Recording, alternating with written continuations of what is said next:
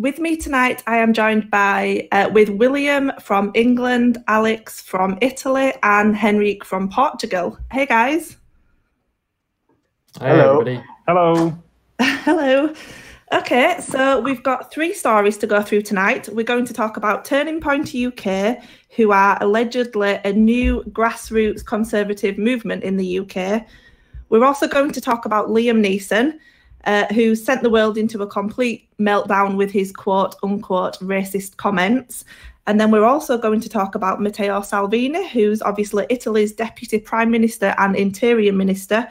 He's facing kidnapping charges and a potential prison sentence, basically just because he stopped illegal migrants from entering his country. So before we get onto those stories, we're just going to go over the news very quickly, a few key stories from Europe. So we'll start off in England. New figures have emerged from Sadiq Khan's lawless London about knife crime. They reveal that almost half of all perpetrators, so 49% of knife crimes in London, are carried out by either children or teenagers, and 3/4, so 73%, are carried out from non-white people. Also in England, a whistleblower has spoken to the Daily Mail and revealed that the entry tests for the fire brigade are made more difficult for white men. So if you're a white male, you have to achieve 70% before going on to the next part, whereas if you're a woman or if you're non-white, you only have to get 60%. Meanwhile, in France, the Gilets jaunes, or the yellow vests, they've now entered into their 12th week of protests. So things are becoming increasingly violent over there. The total death toll is now sitting at 11 people, and the injury toll is just in the absolute thousands. As we mentioned last week, protesters have lost eyes and even their hands because the police are using rubber bullets over there. French President Emmanuel Macron believes that the movement has been hijacked by 40 to 50,000 ultra-militants, who he says are from the far left and the far right. And a final note, just to say that after we reported last week about BuzzFeed and the Huffington Post laying off their staff, we can also happily reveal now that Vice have also axed approximately 10% of their staff. So on to the first topic now, which is Turning Point UK. And I'm going to come to you, William, if that's okay, because I think you have some information on this story. I understand that there's been a little bit of hypocrisy there when it comes to identity politics. So what can you tell us? Yeah, so this is an interesting story. Well, it's mostly comical, to be honest, but I think everybody will know, well, most people will know about Turning Point USA, which is a student libertarian neoconservative movement headed by Charlie Kirk, the dude who's always on Twitter with a small face. So they've opened a UK chapter, and it's been billed as this totally organic new grassroots movement that's been highlighted to everybody by Tory MPs, and they've obviously got a lot of financial backing. Where it gets funny and very interesting is that the CEO of Turning Point UK is a guy called Oliver Anisfeld. He's basically, there's a Times of Israel article about this guy. Before he went anywhere near British politics, he started up a global Jewish YouTube television network called JTV. He's the biggest advocate for Israel you'll ever find. He's you know, I have to be careful what I say here because they're a touchy bunch and I'm probably going to get accused of slander or something. But basically, it's interesting how with Turning Point UK, their founding mission statement is basically, we don't like identity politics, and they're holding up all these black conservatives just to prove the point. But considering Ollie Anisfeld is definitely a Jewish activist, that's kind of ironic. And I think so many people saw through this that Turning Point UK actually removed Oliver Anisfeld as the from the Meet the Team page on their website. So I think enough people noticed.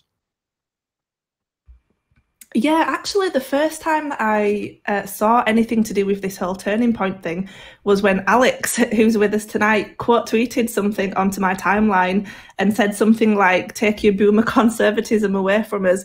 Because if you look at their Twitter page, it's all like we stand for free markets and, you know, freedom of speech. And in fact, I've got it up now: free nations, free people, limited government, personal responsibility.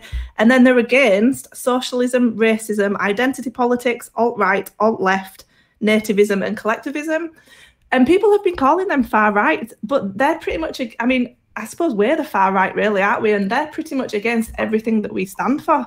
So, I mean, it's just crazy. They've been absolutely ripped into. Alex, have you got anything to add? Yeah, I think movements like this, which are completely artificial, like they're not natural movements that are born out of passion or common ideology, but basically, as William previously said, investment. You can see this how it's basically a copy and paste of the American version of the organization, and it's a mess. One of my first tweets was about, you know, as you said, this kind of boomer nationalism who is a poison to the right, and also how these people are basically trying to implement the American way of doing politics on the right with full-blown Zionism, and which is basically identity politics for a certain group of people, and at the same time condemning any kind of identity politics for any other kind of group, which makes no sense. It's a complete lack of reason, but still most people don't notice it. And the saddest thing is they're already getting support from major right-wing people, and also outlets like the West Monster something. I don't remember really the name of that newspaper, but I know it's fairly well known among the right-wingers in England. Also, Farage tweeted about them, and will also be attending one of their events.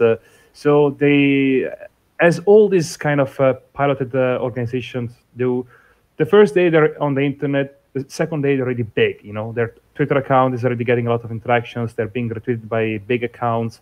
It's all coordinated, and it shows how, in a way, it's a way to tackle the populist uprising. I see them as a bigger threat than any kind of leftist organization, because these people pretend to be our allies, but actually they're our greatest enemy. Yeah, so they pretended to be like this kind of grassroots, you know, just starting up this set of students movement, but they've been retweeted and promoted by Nigel Farage, Michael Heaver, Jacob Rees-Mogg, Wes Monster, all sorts of other, you know, huge kind of blue tick conservative names. The Jewish guy that you mentioned, William, there was a photo of him with Israel's Netanyahu, is that how you pronounce it? And there were also photos of him with Boris Johnson as well. So this guy has connections. I'm not sure if you saw that they've removed him, haven't they? Because people have kind of latched onto it, and they were getting so much abuse. So they've removed him from their website. Is that correct? That's right. They have, and they seem at pains to hide the fact that he's their CEO.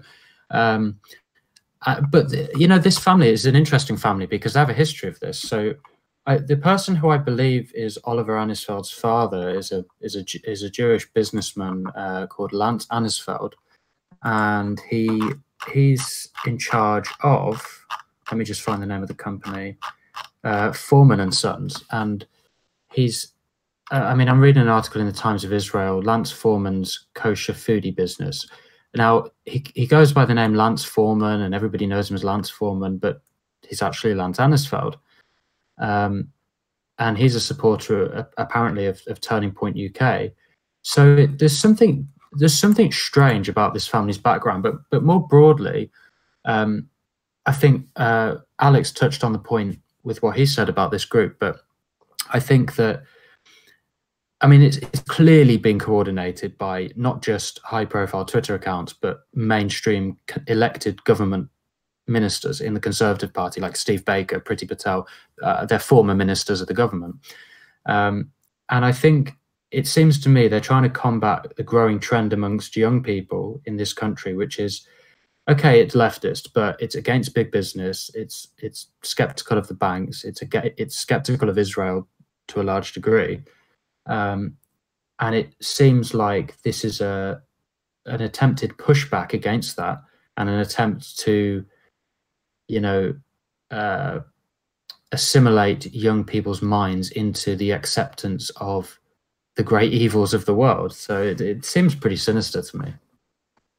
Yeah, it's like they're pitching themselves up as being against, the establishment and saying we're all free speech and that kind of stuff. But I mean, I completely agree with Alex that these are actually the real bad guys, because they're trying to divert our attention to stuff which is just so insignificant compared to the real issues that we're facing, which is our demographic replacement as Europeans.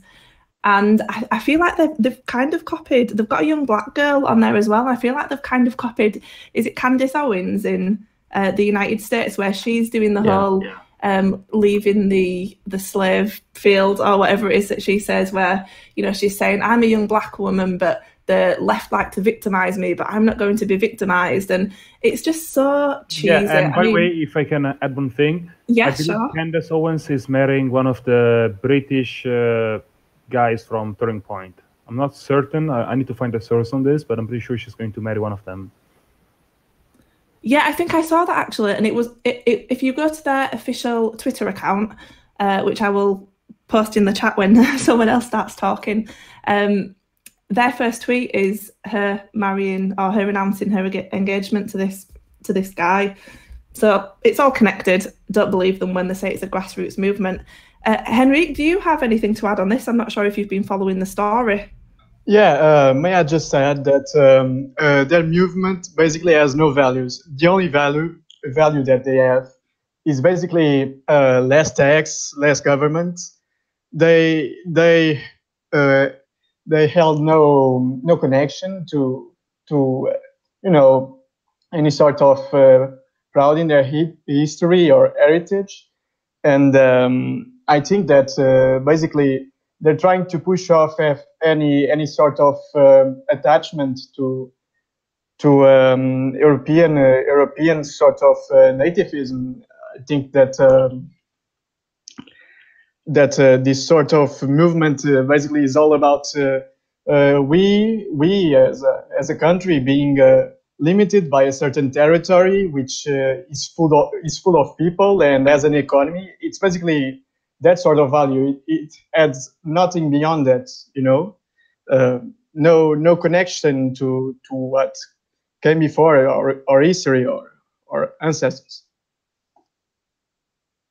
Yeah, exactly. Yeah. And the final thing to add about Turning Point UK is that their launch has been absolutely catastrophic, because they don't have a verified Twitter account, they don't have a blue tick. So there's been a ton of other people creating parody accounts. I'm sure you've all seen them. There's a Greg's one, there's a Spoons one, so a Weatherspoons one, and then people are pulling like different cities from the UK and saying Turning Point Leeds or Turning Point Manchester or whatever. And they've all been arguing amongst each other because nobody knows who the real accounts are and who the fake ones are. And then they're all accusing each other of racism. The left have jumped on board to try and kind of derail it, and then the right are jumping on board as well. Have you guys seen the parody accounts, and what do you make of them? Honestly, I've seen. Go on. Yeah, I just wanted to say that sometimes I can't tell the difference which one are the real ones and sometimes which ones are actually the parodies, because in the way they actually sound the same. Yeah, they're so cringy. The main account is so cringy that it's almost impossible to tell. But I think that these guys are just being. This is the only time when the far left or even the moderate left and the radical right can down their weapons for a day and shake hands over their mutual hatred of conservatives.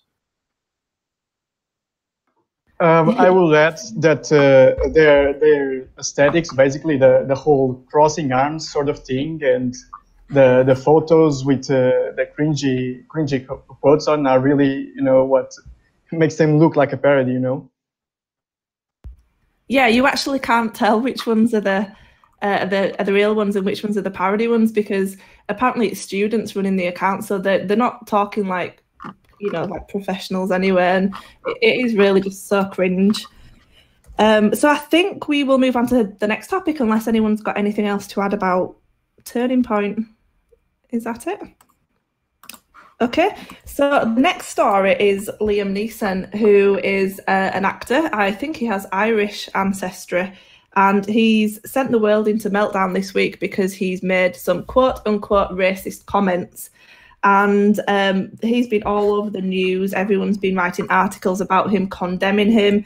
Piers Morgan, who's I guess he's a journalist or a TV presenter over in Britain, he's compared him to the KKK and said that he'll never be able to get acting work again.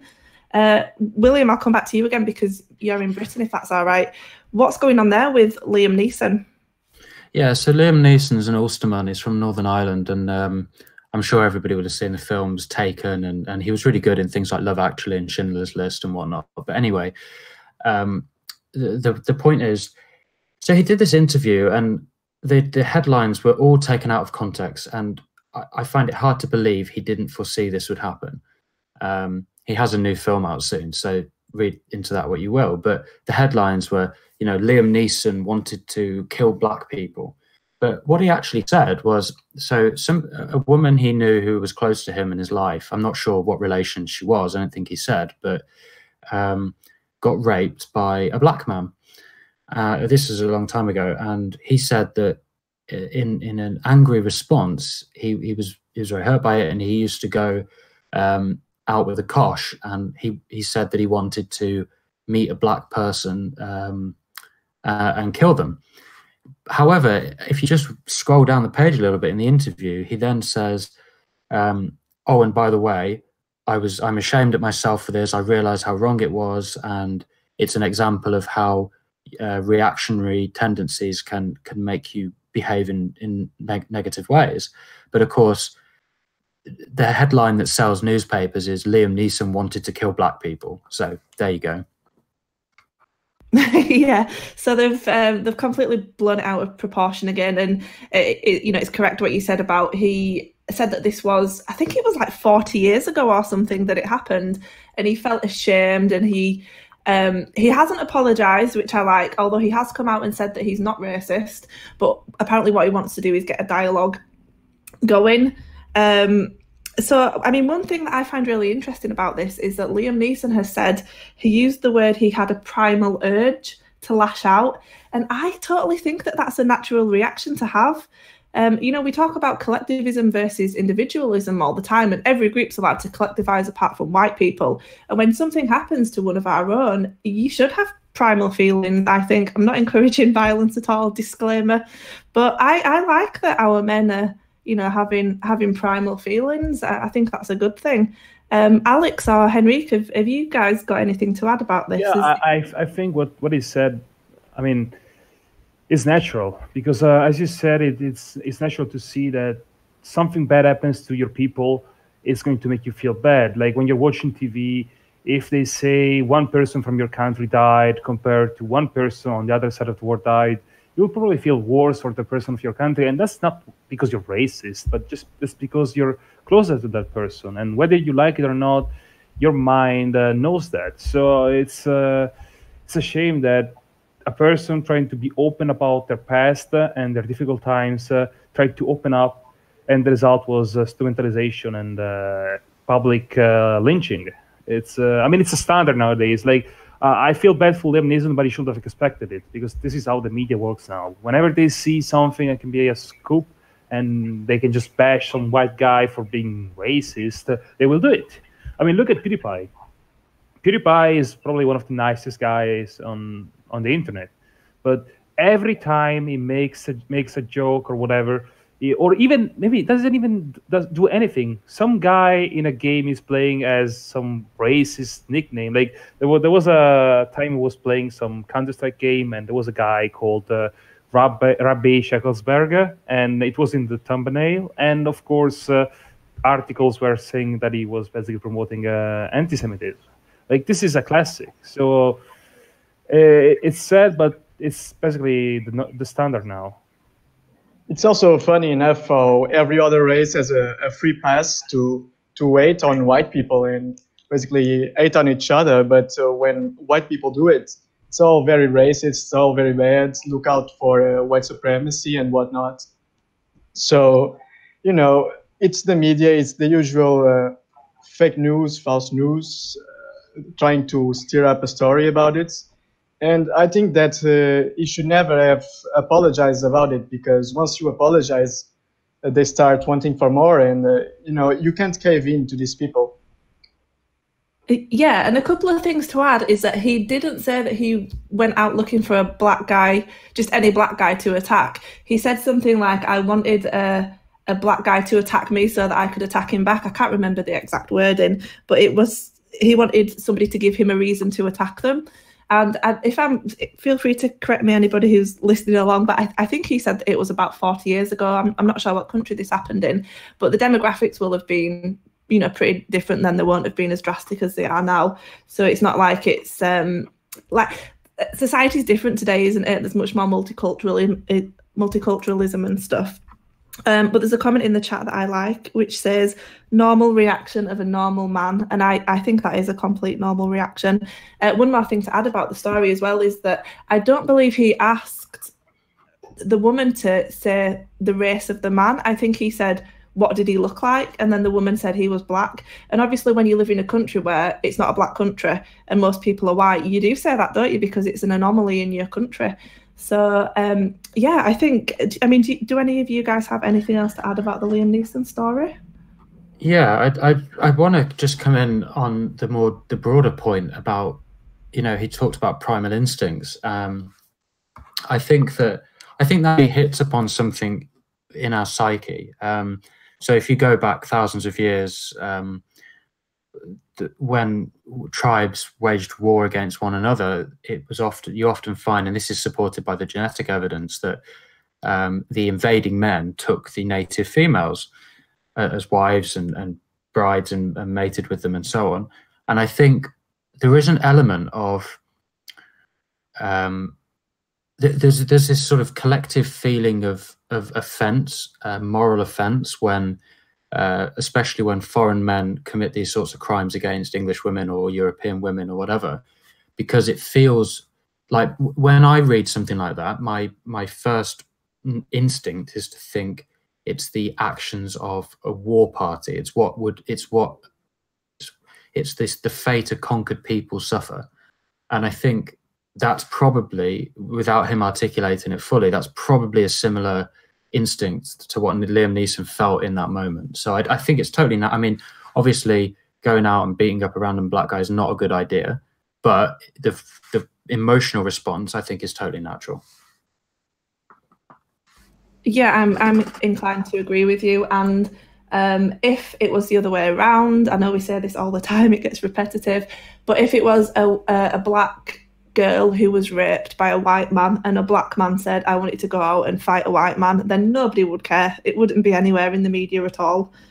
Okay, so I think we will move on to the third and final topic, which is Italy and Matteo Salvini, who is obviously Italy's Deputy Prime Minister and Interior Minister. He's facing kidnapping charges and a potential prison sentence of up to 15 years for simply stopping illegal migrants from entering Italy. So I'm going to go to Alex, obviously, as he's our resident Italian. What's going on with Salvini? It's a very complicated situation. Basically, everything started when the ship called DETV was stopped at the dock and kept idle for some days because Salvini refused to take this illegal sin. And basically, some leftist judges are trying to exploit this government action, because, I mean, it's a government action. He did this out of his power. He didn't do anything outrageous or crazy and didn't hurt anyone. And to basically get him arrested for kidnapping people and abuse of power and stuff like that. But the thing is, what they're doing is actually helping Salvini, because they're painting him as the evil guy while he's just doing what he's supposed to do. He's doing what he was voted in for, keeping the migrants out. And the people know that. Like, the judges and the elites think that the people are that dumb that they're not going to notice this, but they know that Salvini didn't break any law. They know that Salvini is doing what is right to be done, defending the borders. He was specifically elected to do that. And I don't think he's going to get charged in the end. Also because the government is supposed to have a vote in the Senate about this. And if the other party in the coalition, the Five Star Movement, actually goes for the process, for a trial, and votes basically against Salvini, they're going to basically suicide, because they're going to kill their own government. They're going to waste one and only chance to actually be in the government, and then half of the voters will basically treat them as traitors. So whatever happens, Salvini is going to come out as the winner. And I don't say this because I support the guy, but because it's just objective. Because if he doesn't get trialed, he basically will be able to say what is true, that he's being supported by the people and also is allies. And this is going to boost him as the strong man coming out of hardship. And if he gets trialed, is the man who defended his country and is being charged for doing his job. So whatever happens, the judges already lost. And I love this because these people are so crazy about Salvini because they know they can't stop him. Like just some days ago, one of the major progressive parties basically imploded, the Pure Europa one, which is basically one of the most progressive pro-EU parties, and also a satellite party of the major leftist progressive party, PD. They're basically dead because people are just done with them. And I truly love this about my country and how Italy can be, I guess, the country guiding the entire continent in the populist uprising. Yeah, I mean, he is, excuse me, he is just doing what he campaigned to do in his election campaign, and he's doing what the people want him to do now because his popularity in the polls is just getting better and better and better, isn't it? And I actually have a quote from him about this situation. He has said, "I could face up to 15 years of jail because I have stopped the disembarking of illegals in Italy. My judicial case is closely linked to my activities as Interior Minister and my strong will to keep the commitments made in the election campaign." And then he said, "I'm convinced that I acted in the supreme interest of the country and within the full respect of my mandate. I would do it all again and I won't give up." So I love that he's sticking to his guns and he's not, kind of, and I know that he said that it shouldn't happen, but he's not begging for forgiveness. And he's also said that he's not scared. He said that he's shocked, but he said that he's not scared. Henrique, you, I believe, have another story for us about Italy. There's been some illegal migrants who have entered Italy recently. Is that right? Yeah, so basically last week, ONG, actually an NGO in English, Sea-Watch, allegedly rescued some 47 migrants off the Libyan coast. This is what they say. They rescued them. We don't know what happened. Probably they smuggled them. But yes, according to the version they said, they were rescued. And they basically were stuck at the sea because no one wanted, obviously, to take care of the migrants. No port responded. And they finally docked in Italy, and with the agreement of the Italian Prime Minister Giuseppe Conte, I think, isn't it? And they basically will be shared across 7 European countries, including Italy, which is Malta, Romania, Portugal, France, Germany. And yeah, that is all. And Salvini basically said that they had much safer close ports nearby, which were in Tunisia and Libya, and they decided to go all the way to Italy. Why? To carry on with our invasion.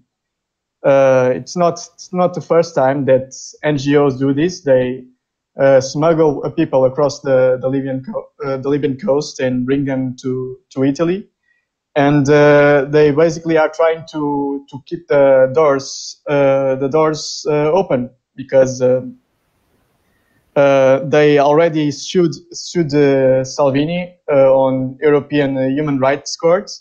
And they're trying to carry on the invasion of our southern shores. But if I can add something to this story, basically what they did is, as Henrique said, they didn't go for the safer port nearby and actually moved closer to Syracuse, which is a city in the southern coast of Sicily.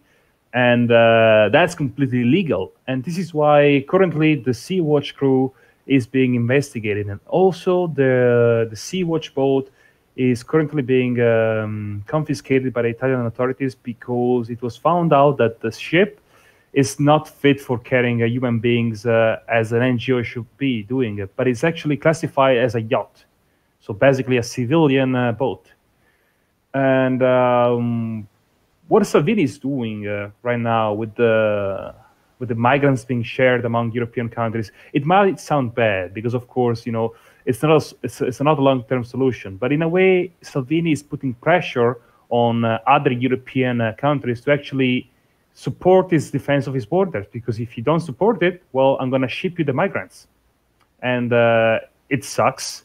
But sometimes you have to, you know, dirty your hands and blackmail people to actually get them to listen to you. And another thing is, many of the migrants being moved to the various centers in Europe, but especially the ones in Italy, the ones who are not minors are going to be checked, and they will go under the course of basically asylum seeking, and if they fail, they will be deported instantly.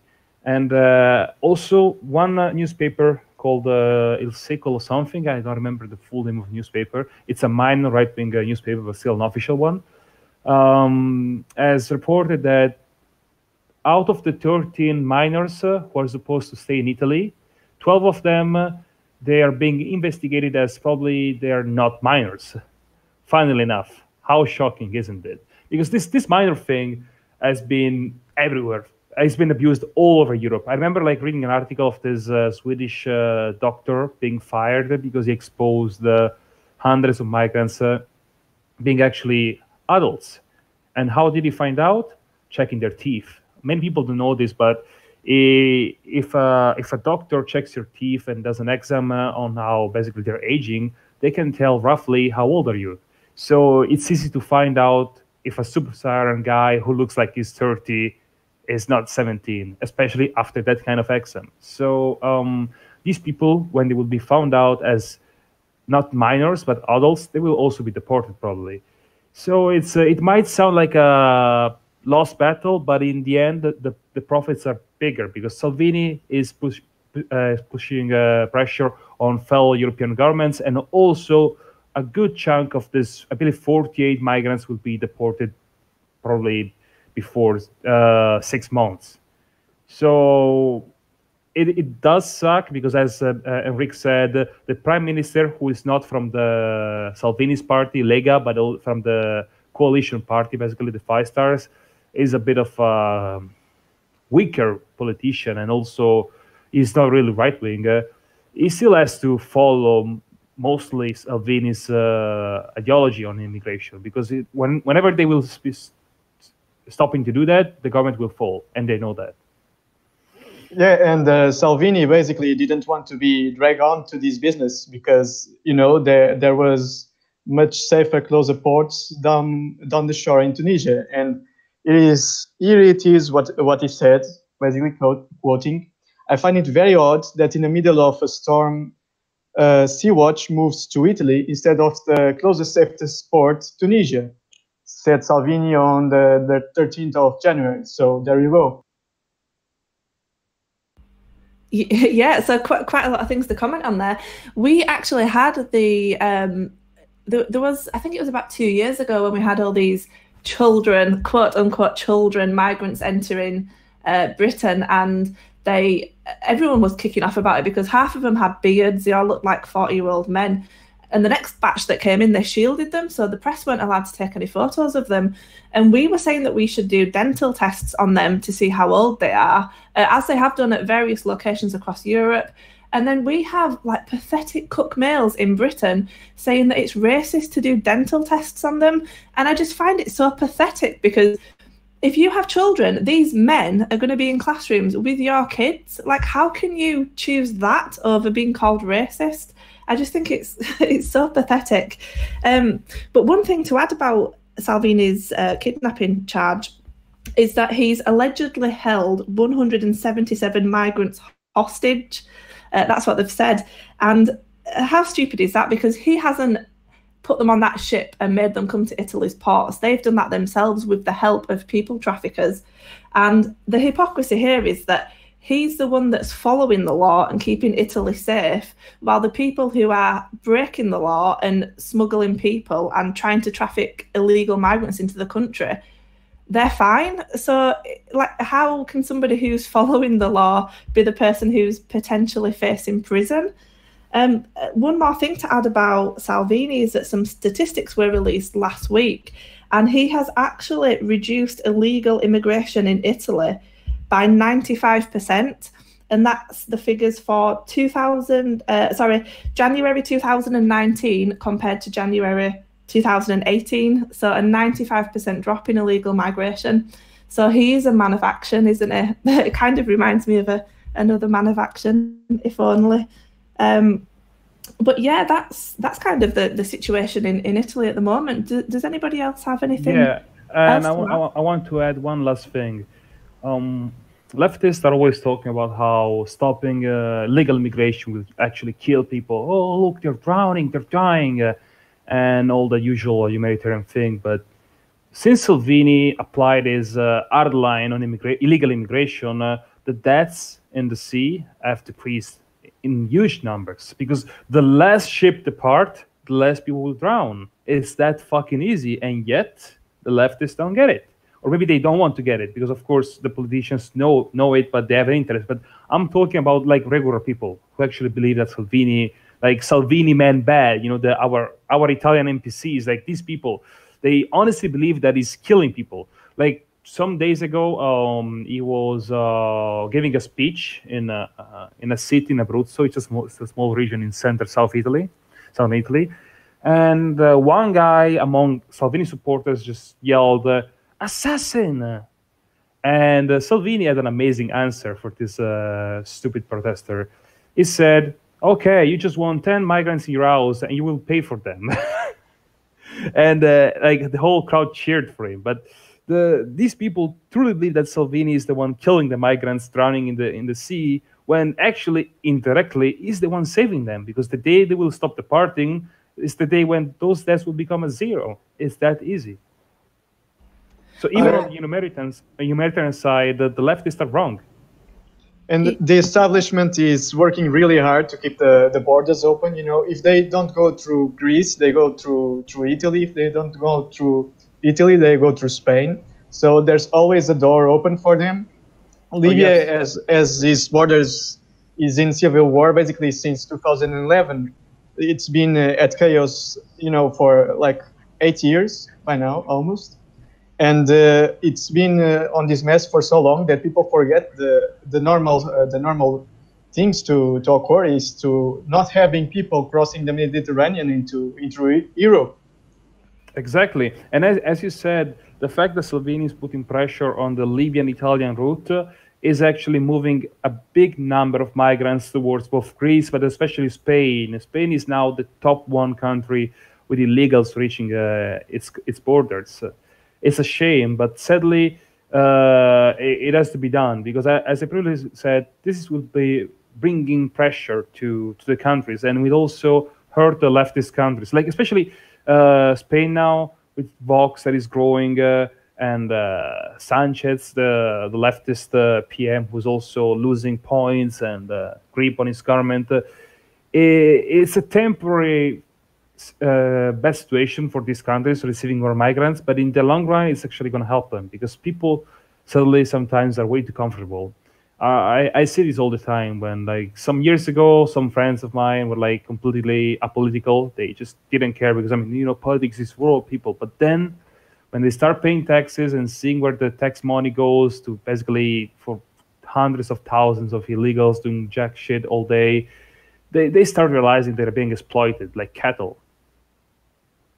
So sometimes you have to suffer before you can actually get red-pilled, I guess. Yeah, and actually it's an interesting point that you make about the migrants going to other countries, because this is why we need collaboration between European countries, because it was only a few months ago on one of our podcast episodes that we reported that migrants who were arriving in Germany, I think it was, were saying that they didn't want to go to Italy because they weren't treated well enough.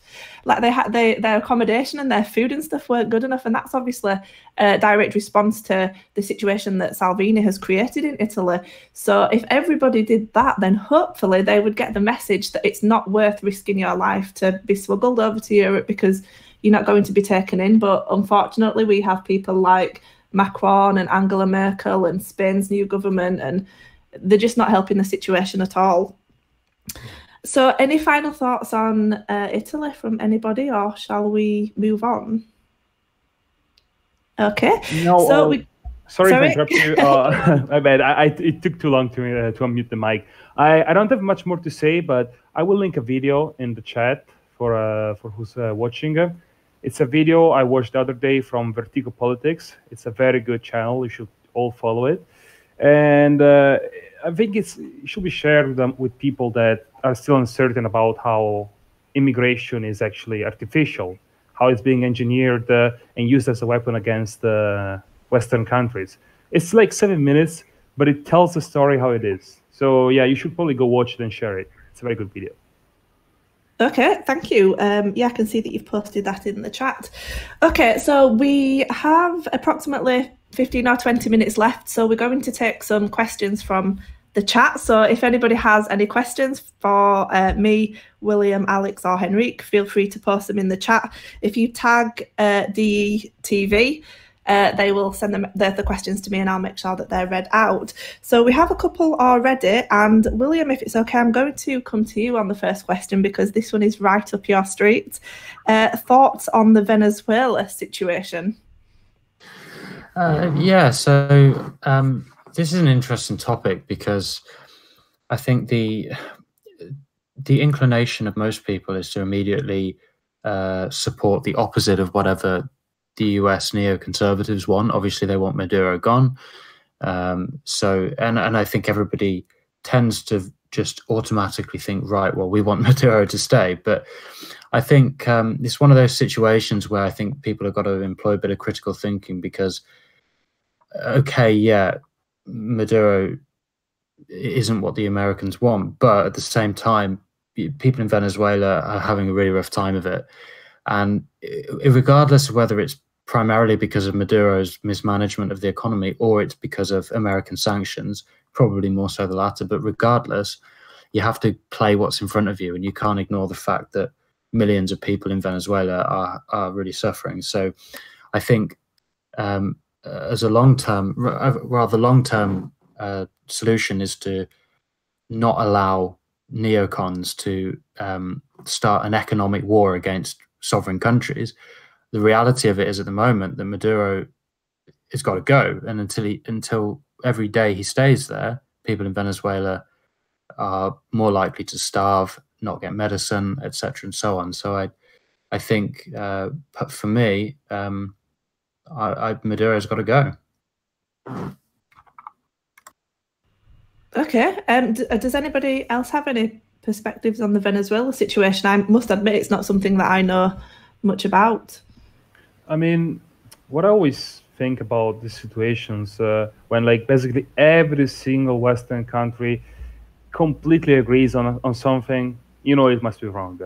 As William said, I don't like Maduro. I think he's a terrible person. He's starving his people, etc., etc., etc. But we spend all the time as right-wingers complaining, rightfully so, about foreign powers interfering in our country. But then we do it. Then we endorse those actions. For me, it's about being coherent, not being an hypocrite. I think Venezuela is for Venezuelans, and they should solve their own issues.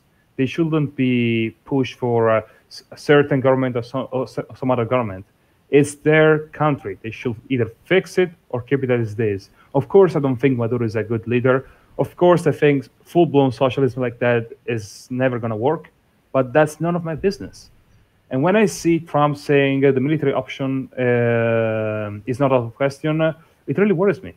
Because Trump always goes on about how he wants to bring the boys back, you know? How about he wants to bring them back from Afghanistan? And he did try before being stopped by the, of course, allied Senate. Like, Republicans and Democrats, they never vote for the same thing, unless it's about the Middle East. Shocking, isn't it?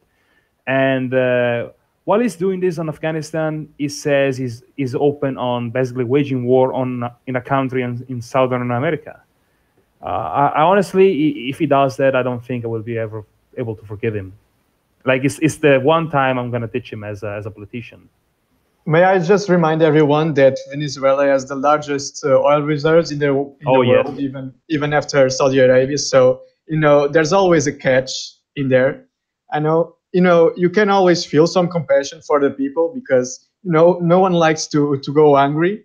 But yeah, I agree with you. They should solve their own problems without international building.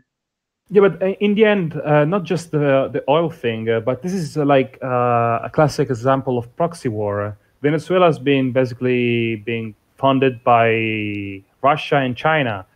Venezuela has been exchanging its oil reserves for basically money from China and Russia, making it basically a pawn for those two countries who are, of course, ideologically and historically enemies of the USA. So it's basically a proxy war, like in Syria, but for now it's not a violent one. But they're fastly pushing for a violent resolution because they're probably gonna give Maduro 2 or 3 weeks to give up his power and have some rigged elections in which he's of course going to lose. And if he doesn't do that, I guess violence will actually start. Okay, so we have another comment from England 14. You should mention the Karl Marx grave vandalised yesterday. I'm not sure if any of you guys have seen this story. I'm just doing a quick search now. Apparently, Karl Marx's grave damaged beyond repair in hammer attack at London. Does anybody know what's going on here? No? I have no idea. I'm just looking, actually. William, you need to oil your mouse scroller. Yeah, sorry about that. No, it's because I was just scrolling around looking for something. So I just have a headline. So Karl Marx London grave vandalised in suspected hammer attack. Friends of Highgate Cemetery calls attack a particularly inarticulate form of political comment. I don't really know what there is to say about it other than, well, clearly there's somebody out there who's very angry about Marxism. I don't know. Yeah, I mean, that kind of covers it. It's good to report on these things, I guess. So next question, thoughts on the latest Jordan Peterson expose? Is anyone familiar with what's happened here? I'm not sure on this one either. Yeah, so there was I'll let the other guys come in on this as well in a minute because I'm sure we've all got an opinion, but I'll just give a quick rundown. Basically, there was a video. It was called something like Jordan Peterson Dismantled. And I watched it, and it was quite interesting. I mean, it was an all right video, and it was quite interesting to see that the amount of times that Jordan Peterson talks about his mission being to take down the radical right, and actually how he says it so much more often than he talks about the left. And I think people are starting to wake up to the fact that he says a few good things about psychiatry, but a lot of it is repeating old rehashed arguments and mixed in with some quack pseudoscience. But also that it's pretty clear that Jordan Peterson is not on our side. Like, we might like a few things he says about transgenderism, but he's not on our side. And I think people go and watch the video. If you guys in the audience just Google Jordan Peterson Dismantled, you'll find it. He even tweeted about it himself, and it's gone pretty viral. So it's interesting. Okay, Alex, do you have any thoughts on Jordan Peterson? Because I know that you have had discussions with other people in the Defend Europa group chat about him before. Any overall thoughts on him? I think it's the classic example of modern fake intellectual. He did say some basic things some years ago about gender identity and stuff like that, and clean your room, wash your penis and stuff like that. But beyond that, he doesn't say anything. Like, I've tried watching videos of him where he speaks for 20, 30, 40 minutes, and I don't get anything out of it. Literally nothing. I mean, to be fair, I'm gonna give him this. He's pretty good at his job. He's making a lot of money. his book and speeches and conferences. Like he's very good at making people believe that he's smart. I'm gonna give him that. Yeah, he makes something like 13 grand a month just on Patreon. Or is it 30? It's quite a lot anyway, just on Patreon, and then obviously he's got other income sources as well. But I'm kind of not on the bandwagon with everybody else because I've never been a fan, so I've never really watched much of his stuff. Obviously, I understand the whole, his kind of collectivism hypocrisy, because doesn't he kind of appreciate all these weird sort of Native American Indian tribes and stuff, but then when it comes to white people, he's totally against identity politics. He's basically an extension from Turning Point, isn't he? Yeah. Turning Point too. He should join them. He might be involved with them. We never know. I mean, it wouldn't shock me. I mean, that guy says stuff like, if you're looking for your own identity, your white identity, you must be a loser who knows nothing about your life. Or he says something like close to this. And if you think about it, it's so evil. Like, how could you say this to a person who maybe followed you for years? Because I mean, I know many people even the interradic right used to believe that Jordan Peterson was one of us in a way, because he did own the feminist or something like that. But then he just went on and on bashing the basically white identity and saying how that was basically for losers. And also he was challenged by some people about how he's being not coherent on this, how he's bashing white identity but endorsing Jewish identity, which is a thing that, I mean, they always do this. And his answer was, yeah, but Jews have higher IQ, they're smarter. A lot of my friends are Jews and they're great, so why not? It's just, as I said, is a joker, but he's pretty good at selling his blown lies. But just to add to that briefly, it's not just politically that he's a mismatch here, because he's written some really weird shit. Like I found something the other day that somebody sent me. He's written about his grandmother's pubic hair that he saw in a dream, and it's and weird stuff like that. And there's just something about him that is just weird, really weird. Well, that's rather strange. I didn't expect to hear that on the stream tonight. But yeah, he's I'm not a fan of him, but like I say, I never have been. So I think he's a little bit of a gateway, isn't it? Because people do kind of seem to discover him, and then obviously just looking at his tweets and then reading the comments underneath where people are calling him a fraud and stuff, people must see those tweets and then go and investigate. And I think he can do good because he can lead people to us, but I think he does more damage, to be honest, because he counter signals us all the time. And the whole anti-white identity politics, but everything else is okay, is obviously incredibly annoying. So we have another question. Any developing thoughts on the Brexit situation? William, you're in Britain. Do you have anything to add on the Brexit situation, or did I cover it? Well, you go ahead. I've kind of washed my hands of this whole thing because it's such a mess. But if you've got anything, you probably know more than me anyway. So if you want to, it's becoming so tedious. It's so in 4 months' time, it will be 3 years since we voted, and we're just nowhere further forward at all. So the stage that we're at the moment is that I think Theresa May is trying to get another deal. The Irish backstop is the big problem. And then people are saying, if you can remove the Irish backstop, then maybe we'll vote for your deal. We're supposed to be leaving the EU on the 29th of March, and then a transition period kicks in, taking us to December 2020. But it's now looking like the leave date might be moved back unless we go with no deal. The media are completely having a meltdown about what's going to happen if we do have a no-deal Brexit. So there was articles last week saying that we're not going to be able to buy lettuce anymore. And then I wrote a tweet saying that there's nothing more pathetic than a grown man having a Twitter meltdown because you're not going to be able to buy lettuce after a no-deal Brexit.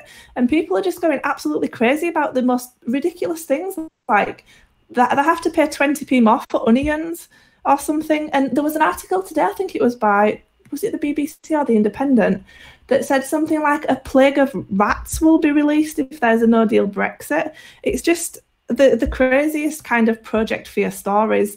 But just to answer the question a little bit more succinctly, we're just no further forward, and it's just extremely irritating. I don't know what's going to happen. I don't know if we're going to have another election, or Jeremy Corbyn's going to take over, or we're going to get no deal, or what. But I personally hope that we have a no deal Brexit.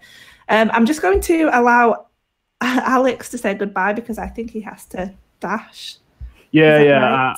I gotta go. I got a thing to do, and my time is out. So thanks everybody for tuning in, and good night. Bye bye. Thanks, Alex. Bye bye. Okay, so I mean, we've done an hour now. I think we can pretty much wrap it up, unless, do you guys have anything else that you want to add about any other topics or anything at all? No? Okay. Well, on that note then, we'll say goodbye to everybody in the chat. Thank you for listening. If you could give us a like and a subscribe on YouTube, that would help us immensely. And also feel free to give us a follow on Twitter. We're at Defend Europa. It's Europa with a V rather than a U. We report news from across Europe from a nationalist perspective. Also, if you would like to support us financially, website where you can contribute towards our website costs and hosting costs and IT security costs and things like that as well. So that's it. So I'm just going to say thank you to everybody for listening, and we'll see you again next week. So bye for now. Bye-bye. Cheers.